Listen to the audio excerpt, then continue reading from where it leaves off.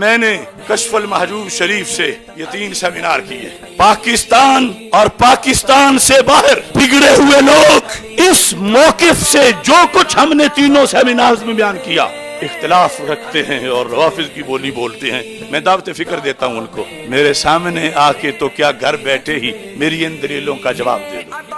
کیوں داتا کو گالی دی جا رہی ہے؟ کیوں امام اعظم ابو حنیفہ کو گالی دی جا رہی ہے؟ کیوں امام بخاری، مسلم، ابن ماجہ، رازی، طحاوی، بصیری، اسقلانی، ان سب کو کیوں آج کے لنڈے کافر کہہ رہے ہیں اس مسئلے کی آڑ میں؟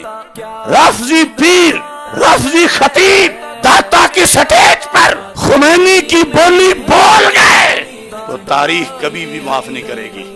اوقاف سے کہتا ہوں کہ جن بگھوڑوں نے داتا صاحب کے نظریے پر کفر کے فتوے لگائے اور جشن ابی طالب منا کے پوری امت کو تانے دیے، ان کا محاسبہ کرو۔ چلو کم از کم داتا کی آستانے پر تو ان کو دفع کرو۔ کل تک یہ لوگ صبح بریلی، شام بریلی، امام احمد رضا، عشق اور ان کی عظمت، اور آج جب ان کی رافضیت پہ کوڑا بریلی سے لگا ہے تو یہ شیطان ان کو بھی ناسبی کہنا شروع ہو گئے۔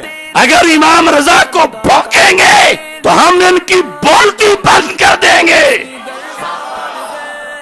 یہاں ہری پور ہزارہ کی حویلی کی نہیں، امام احمد رضا کی بریلی کی بات چلے گی۔ کچھ ظالموں نے بیان کرتے وقت ہمیشہ غلط بیان کیا۔ ان کا گرو طاہر القادری ہے، حق پر مولا علی تھے، لیکن یہ حق اجتہادی تھا اور جو مقابل تھے وہ خطا اجتہادی پر تھے۔ یہ جرم کیا جاتا رہا ان لوگوں کی طرف سے، انہوں نے لوگوں کے ذہن میں یہ باتیں ڈالی مولا علی کو حق پر کہہ کر کہ جو مقابل تھے وہ باطل پر تھے معاذ اللہ، جبکہ یہ عقیدہ تو روافض کا ہے۔ یہ طاہر القادری یا عبد القادری شاہ جیسے لوگ، یہ جرم ہے ان کا۔ وہ قریشی جیسے لونڈے ڈوب ماں کنجرو، ام المومنین جرم پہ نہیں تھیں، خطا اجتہادی پر تھیں اور ایک نیکی ان کی تھی۔ اور ہم سے الجھنے والوں جیو گے کیسے؟